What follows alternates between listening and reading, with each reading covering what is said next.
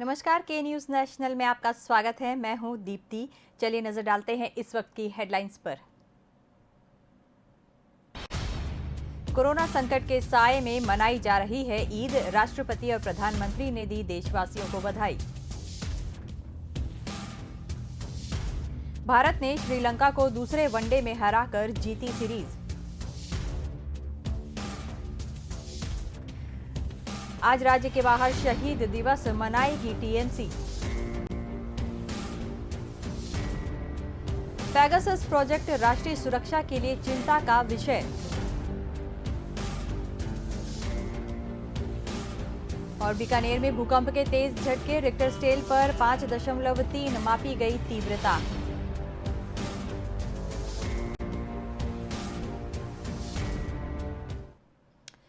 चलिए खबरें पढ़ते हैं विस्तार से। प्रधानमंत्री नरेंद्र मोदी ने भी ईद की मुबारकबाद दी। यह दिन सामूहिक सहानुभूति, सद्भाव और अधिक से अधिक अच्छे की सेवा में समावेश की भावना को आगे बढ़ाएगा। राष्ट्रपति रामनाथ कोविंद ने ट्वीट किया कि सभी देशवासियों को ईद की मुबारक। आज मुस्लिम समुदाय के लोग अपना सबसे बड़ा त्योहार बकरीद मना रहे हैं। बकरीद के इस मौके पर प्रधानमंत्री नरेंद्र मोदी और राष्ट्रपति रामनाथ कोविंद समेत कई दिग्गज नेताओं ने देशवासियों को ईद की मुबारकबाद दी। प्रधानमंत्री नरेंद्र मोदी ने ईद की मुबारकबाद देते हुए ट्विटर पर लिखा, ईद मुबारक, ईद उल अधा की हार्दिक शुभकामनाएं। यह दिन सामूहिक सहानुभूति, सद्भाव और अधिक से अधिक अच्छे की सेवा में समावेश की भावना को आगे बढ़ाए। राष्ट्रपति रामनाथ कोविंद ने भी ट्वीट किया कि सभी देशवासियों को ईद मुबारक। ईद उल जुहा के एक समावेशी समाज में एकता और बंधुत्व के लिए प्रेम और बलिदान की भावना के प्रति सम्मान व्यक्त करने और एक साथ काम करने का त्योहार है। आइए हम कोरोना के दिशा निर्देशों का पालन करें और सभी की खुशी के लिए काम करने का संकल्प करें। बकरीद को ईद उल अजहा भी कहते हैं। आज के पर्व पर बकरे की कुर्बानी दी जाती है। रमजान के पाक महीने के खत्म होने के 70 दिन बाद ईद उल अजहा का पर्व मनाया जाता है। यह त्यौहार इस्लामिक कैलेंडर के मुताबिक 12वें महीने की 10 तारीख को मनाया जाता है। पिछले साल कोरोना महामारी की वजह से कोरोना नियमों का पालन करते हुए ईद मनाई गई थी, जो इस साल भी देखने को मिला। आपको बता दें कि मुस्लिम समुदाय में ईद 3 अलग अलग प्रकार की होती है, जैसे ईद उल फितर, ईद उल अजहा और ईद ए मिलाद। ये सभी त्यौहार भाईचारे और इंसानियत का पैगाम देते हैं। मुस्लिमों में आज के दिन कुर्बानी दी जाती है, इसलिए इसे ईद कुर्बान भी कहा जाता है। ईद कुर्बान का मतलब है बलिदान की भावना और कर्ब नज़दीकी या बहुत पास रहने को कहते हैं।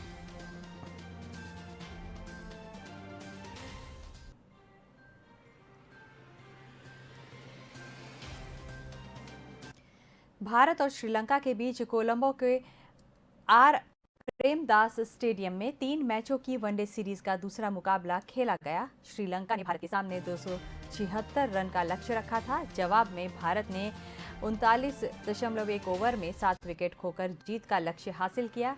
दीपक चाहर ने शानदार अर्धशतक जमाकर टीम को जीत तक पहुंचाया। 193 रन पर भारत ने 7 विकेट गंवा दिए थे। चाहर और भुवनेश्वर कुमार ने नाबाद 84 रन की साझेदारी कर टीम को जीत दिलाई। 3 मैचों की सीरीज में भारत ने 2-0 की अजय बढ़त बनाकर इसे अपने नाम कर लिया। श्रीलंकाई टीम के कप्तान दसुन शनाका ने टॉस जीतकर पहले बल्लेबाजी करने का फैसला किया और निर्धारित 50 ओवर में बल्लेबाजी की। श्रीलंका ने अविष्का फर्नांडो और चरित असलंका की अर्धशतकीय पारियों के दम पर 9 विकेट खोकर 275 रन बनाए। नए कप्तान और 3 नए खिलाड़ियों के साथ उतरी ऑस्ट्रेलियाई टीम वेस्टइंडीज को बुरी तरह रौंदा। लक्ष्य का पीछा करने उतरी भारतीय टीम को पहला झटका पिछले मैच में धमाकेदार पारी खेलने वाले पृथ्वी शॉ के रूप में लगा। महज 13 रन की पारी खेलकर बिंदु हसारंगा की गेंद पर बोल्ड हो गए। इसके बाद पिछले मैच में डेब्यू पर अर्धशतक बनाने वाले ईशान किशन महज 1 रन बनाकर आउट होकर वापस लौट गए। कप्तान शिखर धवन 29 रन बनाकर हसारंगा की गेंद पर एलबीडब्ल्यू हो गए।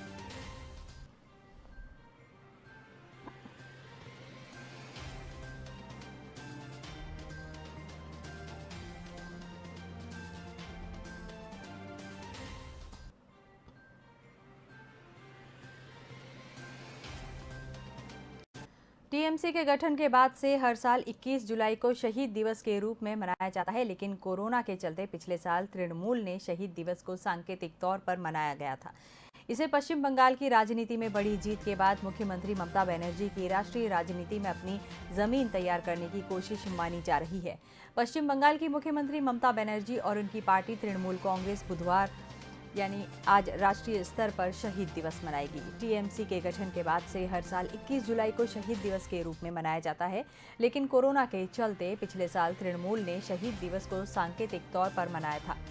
इसे पश्चिम बंगाल की राजनीति में बड़ी जीत के बाद मुख्यमंत्री ममता बनर्जी को राष्ट्रीय राजनीति में अपनी जमीन तैयार करने की कोशिश मानी जा रही है। ममता के लिए 21 जुलाई का इतना महत्व क्यों है? आखिर 21 जुलाई 1993 को ऐसा क्या हुआ था जो अब तक नहीं भूल पाई हैं ममता बनर्जी? वर्ष 1993 में ममता बनर्जी तब पश्चिम बंगाल में युवा कांग्रेस की अध्यक्ष थी। ममता बनर्जी ने चुनावी प्रक्रिया में पारदर्शिता लाने के लिए सचित्र वोटर कार्ड की मांग की। अपनी मांग को लेकर राज्य की तत्कालीन वाम मोर्चा सरकार के मुख्य सचिवालय से कांग्रेस की ओर से एक आम अभियान का आह्वान किया गया। ममता के नेतृत्व में 21 जुलाई को युवा कांग्रेस के कार्यकर्ता आंदोलन में शामिल हुए, लेकिन तृणमूल का आरोप है कि उस वक्त उनके जुलूस पर पुलिस की ओर से गोलियां चलाई गईं, जिसमें 13 लोगों की जान चली गई।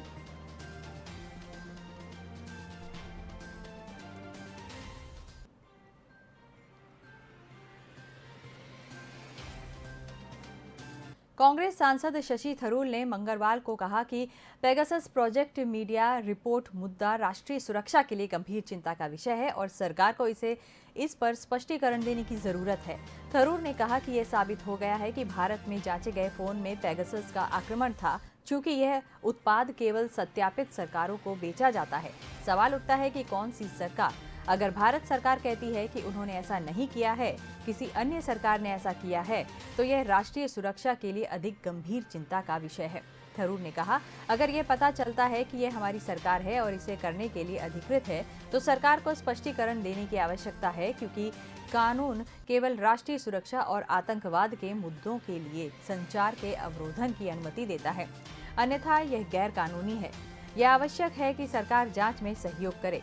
उन्होंने मामले में स्वतंत्र जांच की मांग करते हुए कहा, तो सवाल यह उठता है कि किसने किया? अगर भारत सरकार ने ऐसा किया है तो ये बहुत बुरा है। वहीं जो भारत सरकार द्वारा अधिकृत नहीं है, अगर उसने ऐसा किया है तो ये और भी बुरा है। और अगर कोई विदेशी सरकार कहती है कि चीन या पाकिस्तान ने हमारे लोगों की जासूसी की है, तो राष्ट्रीय सुरक्षा के लिए हमारी सरकार को जांच करनी चाहिए और इसीलिए मुझे लगता है कि एक स्वतंत्र जांच पूरी तरह से अनिवार्य है। अंतर्राष्ट्रीय मीडिया कंसोर्टियम की रिपोर्ट में कहा गया है कि देश में 300 से ज्यादा लोगों के फोन टैप कराए गए हैं। रिपोर्ट के मुताबिक इनमें 2 केंद्रीय मंत्री, विपक्ष के 3 नेता, 40 से अधिक पत्रकार, एक मौजूदा जज, सोशल वर्कर और कई उद्योगपति शामिल हैं। रिपोर्ट में कहा गया है कि देश में साल 2018 और 19 के बीच फोन टैप कराए गए थे। इस मुद्दे को लेकर सोमवार को मॉनसून सत्र के पहले दिन संसद के दोनों सदनों में जमकर हंगामा हुआ।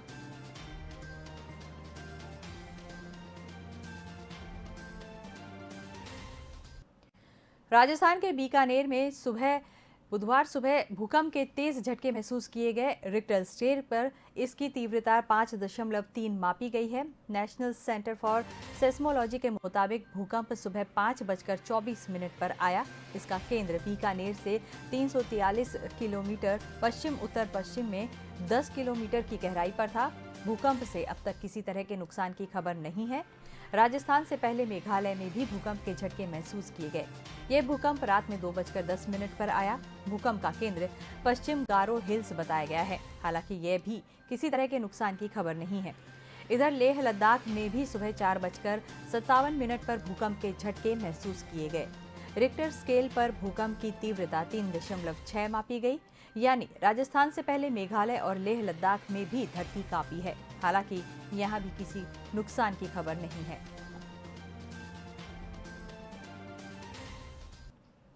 अभी वक्त है एक ब्रेक का। ब्रेक के बाद जल्द लौटते हैं।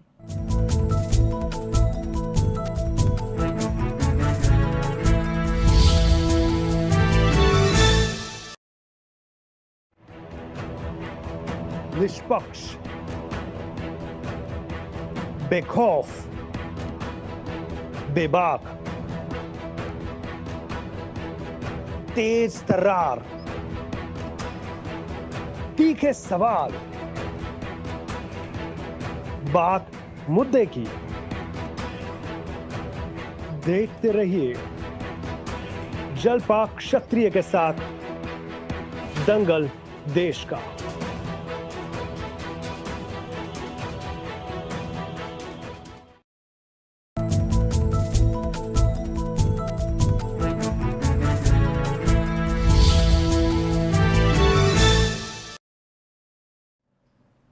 ब्रेक के बाद आपका स्वागत है। एम्स के पीडियाट्रिक विभाग में भर्ती एक 11 साल के बच्चे के बर्ड फ्लू से मौत हो गई। डॉक्टर के मुताबिक बच्चा H5N1 वायरस से संक्रमित था। देश में इस साल बर्ड फ्लू से ये पहली मौत हुई है। बच्चे की तबीयत खराब होने के बाद उसे 2 जुलाई को एम्स में भर्ती कराया गया था। बच्चा D5 वार्ड में भर्ती था। सोमवार को इलाज के दौरान उसकी मौत हो गई। वायरस का पता लगाने के लिए एम्स द्वारा बच्चे के सैंपल जांच के लिए भेजे गए थे, जिसमें मंगलवार को एवियन इन्फ्लुएंजा की पुष्टि हुई। डॉक्टर ने बताया कि H5N1 वायरस खास तौर पर पक्षियों और मुर्गे मुर्गियों में होता है। यह पक्षियों में बहुत तेजी से फैलता है और उनसे मनुष्य में भी फैल सकता है। इस वायरस की पहली बार पहचान 1996 में चीन में की गई थी। बर्ड फ्लू के इस वायरस की चपेट में आने से पक्षियों की मौत हो जाती है। यह इस साल ऐसा पहला मामला है जब किसी इंसान की मौत इस वायरस से हुई है। कुछ साल पहले हुए एक नए वैज्ञानिक शोध में पता चला था कि H5N1 बर्ड फ्लू का वायरस बदलकर ऐसा रूप ले सकता है कि वो इंसानों के बीच तेजी से फैल सके। शोधकर्ताओं ने ऐसे 5 जैविक परिवर्तनों की पहचान की थी, जिनके कारण ये वायरस इंसानों के बीच महामारी फैलाने की वजह बन सकता है।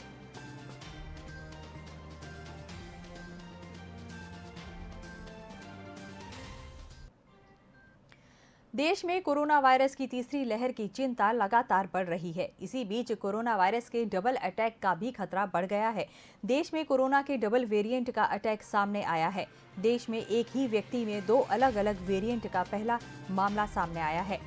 असम में एक महिला डॉक्टर को ही समय पर कोरोना वायरस के 2 अलग-अलग वेरिएंट के संक्रमित पाया गया है, जो देश में इस तरह का पहला मामला है। भारतीय चिकित्सा अनुसंधान परिषद के क्षेत्रीय मेडिकल रिसर्च सेंटर के वरिष्ठ वैज्ञानिक डॉक्टर बी बोरकाकटोटी ने यह जानकारी दी। टीके की दोनों डोज लेने के करीब 1 महीने बाद महिला और उनके पति कोरोना वायरस के अल्फा स्वरूप से संक्रमित पाए गए थे। दंपति डॉक्टर हैं और कोविड देखभाल केंद्र में तैनात थे।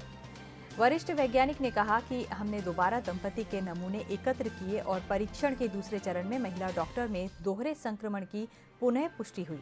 उन्होंने बताया कि महिला डॉक्टर में हल्की गले की खराश, बदन दर्द और नींद न आने के हल्के लक्षण थे और उन्हें अस्पताल में भर्ती कराने की जरूरत नहीं पड़ी।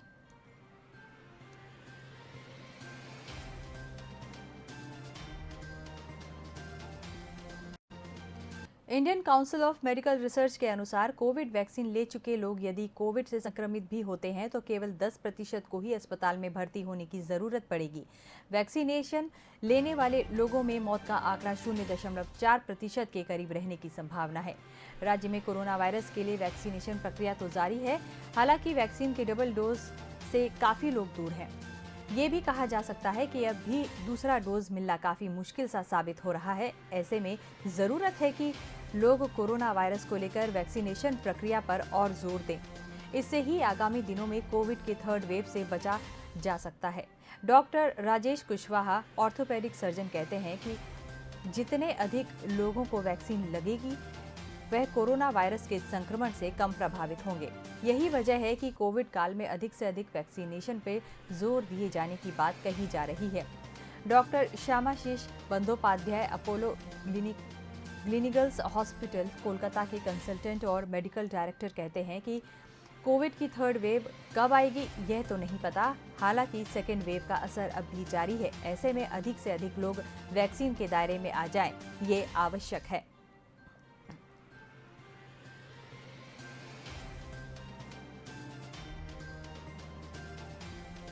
राज कुंद्रा को मुंबई क्राइम ब्रांच ने गिरफ्तार किया है। उन पर अश्लील फिल्में बनाने का आरोप है।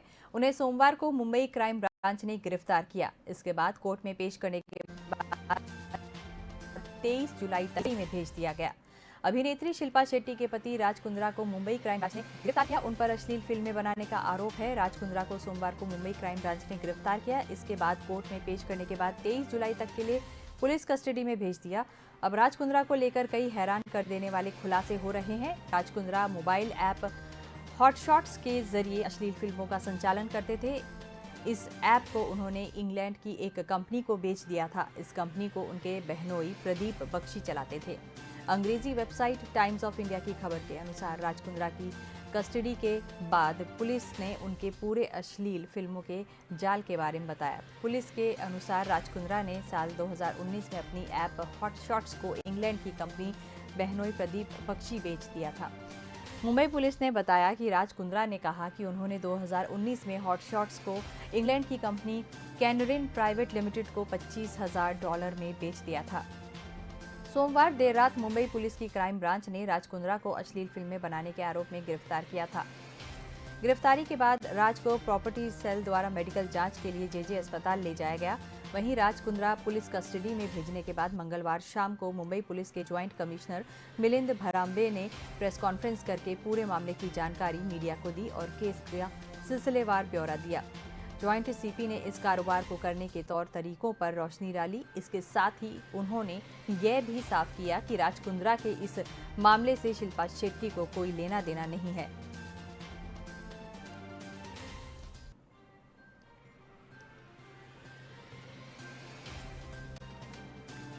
दिल्ली, यूपी, बिहार समेत देश के कई राज्यों में आज भारी बारिश का अलर्ट है। मौसम विभाग का कहना है कि दिल्ली एनसीआर में अगले 2-3 दिन तक बारिश होने की उम्मीद है। यूपी में आंचलिक मौसम विज्ञान केंद्र का कहना है कि लखनऊ में बादल छाए रहेंगे और बारिश होगी। मौसम विभाग ने शहर समेत सीतापुर, हरदोई, कानपुर देहात, कानपुर नगर, उन्नाव और आसपास के जिलों में तेज बारिश की चेतावनी जारी की है। महाराष्ट्र में रायगढ़ और पुणे समेत 5 जिलों के लिए बारिश का रेड अलर्ट जारी किया।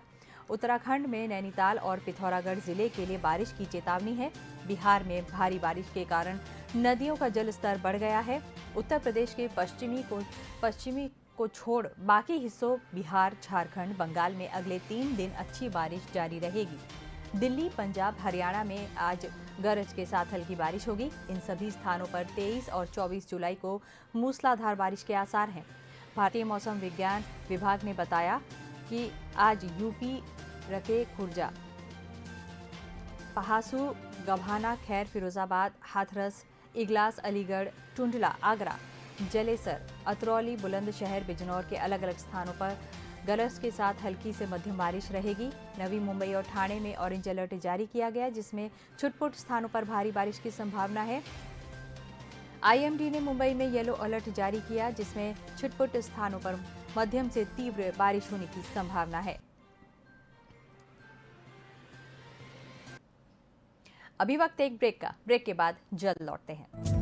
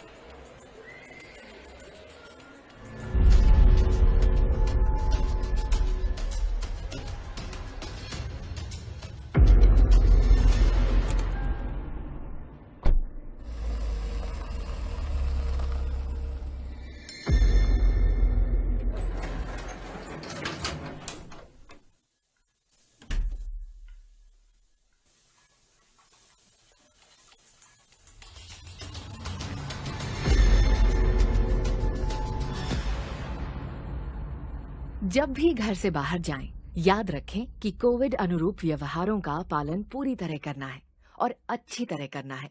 यानी मास्क पहनकर रखें, दूसरों से कम 2 गज की दूरी बनाकर रखें और समय समय पर हाथ साफ करें ताकि हम और हमारा परिवार कोरोना से बचा रहे।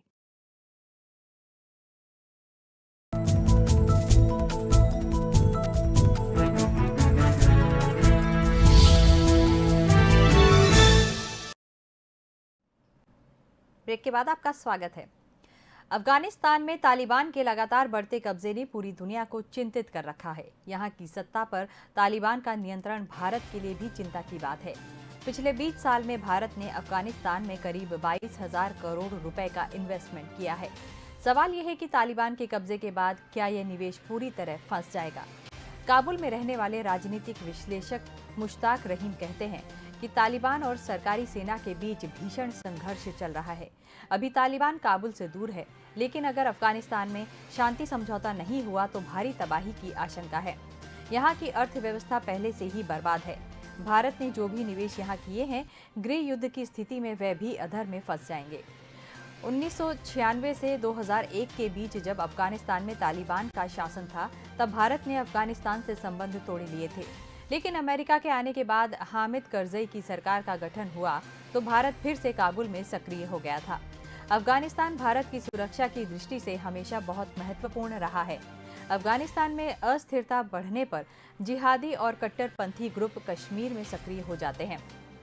ऐसे में भारत की रणनीति रही है कि अफगानिस्तान की उस राजनीतिक सत्ता से नजदीकी रखी जाए जो वहां के कट्टरपंथी समूहों को काबू में रख सके। इसके अलावा ईरान जैसे देशों के साथ व्यापारिक लिहाज से भी अफगानिस्तान भारत के लिए बहुत महत्वपूर्ण रहा है।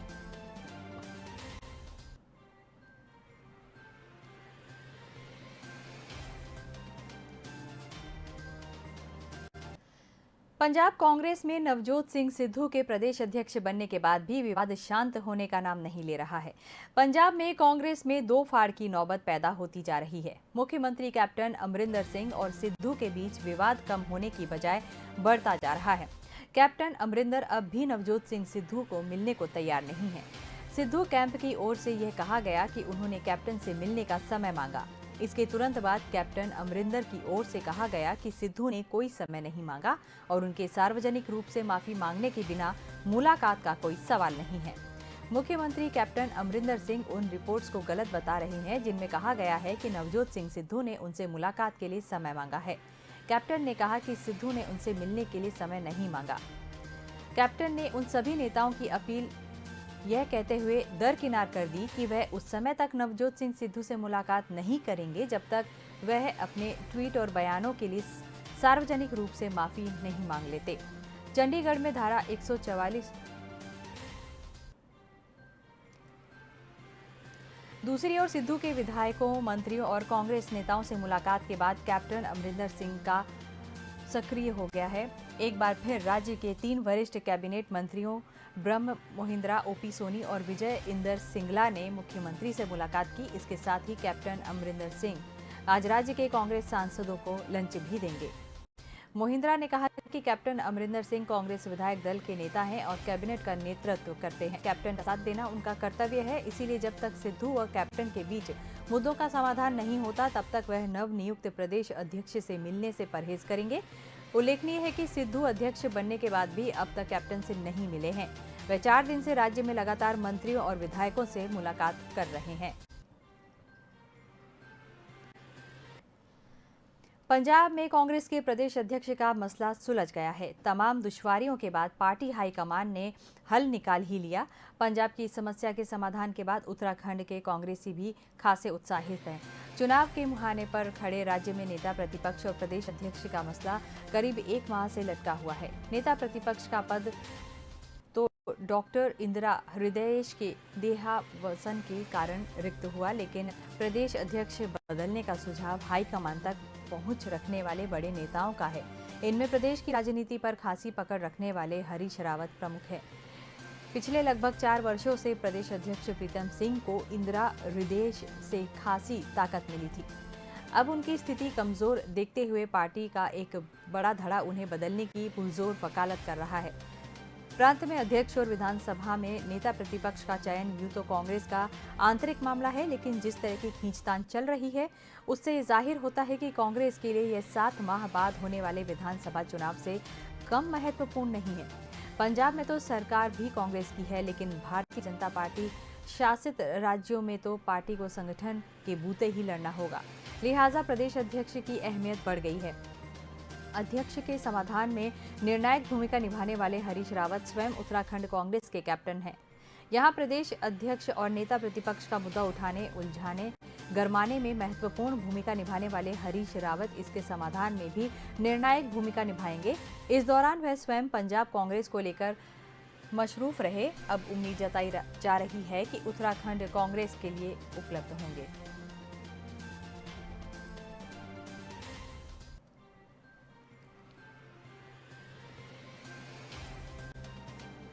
डिजिटल सॉफ्टवेयर पेगासस के जरिए अनेक देशों की सरकारें अपने नागरिकों, विरोधियों और अन्य संदिग्धों की जासूसी करवाती रही है। दुनिया की 16 मीडिया संस्थानों ने मिलकर इस कथित तथ्य का पर्दाफाश करने का दावा किया है।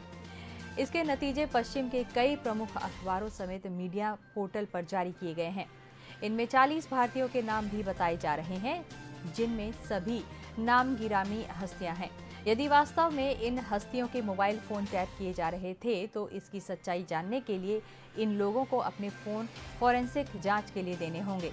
इस तथ्य का पर्दाफाश होने से संसद से सड़क तक बेचैनी जरूर है, लेकिन इसके परिणाम किसी अंजाम तक पहुंच पाएंगे, इसमें संदेह है। दरअसल यह मुखबिरी पेगासस के माध्यम से भारत के लोगों पर ही नहीं बल्कि 40 देशों के 50,000 लोगों पर कराई जा रही थी। इस सॉफ्टवेयर की निर्माता कंपनी NSO ने दावा किया है कि इसे वह अपराध और आतंकवाद से लड़ने के लिए केवल सरकारों को ही बेचती है। पूर्व IT मंत्री रविशंकर प्रसाद ने संसद में NSO का पत्र लहराते हुए इस पूरे मामले को नकार दिया। तय है कि सरकार ने ऐसा कोई अनाधिकृत काम नहीं किया है जो निंदनीय हो अथवा अभिव्यक्ति की स्वतंत्रता को बाधित करता हो। इसीलिए इस रहस्य से पर्दा उठाने वाली फ्रांस की कंपनी फॉरबिडन स्टोरीज और एमनेस्टी इंटरनेशनल ने ऐसे कोई तथ्य नहीं दिए हैं जो फोन पर की गई बातचीत को प्रमाणित करते हों।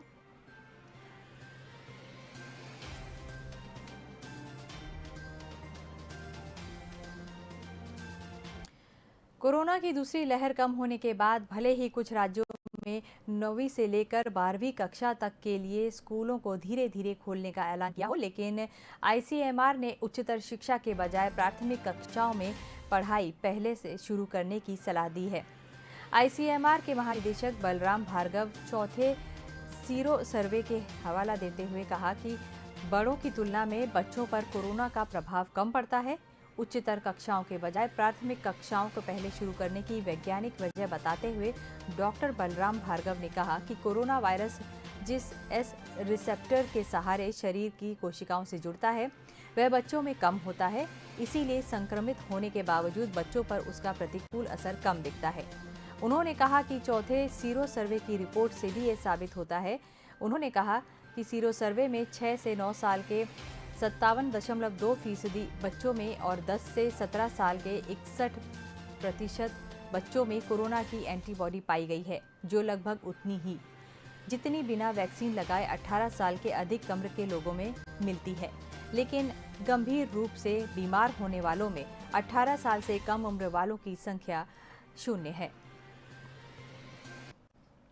तो बुलेटिन में फिलहाल इतना ही। आप बने रहिए के न्यूज़ नेशनल के साथ। नमस्कार।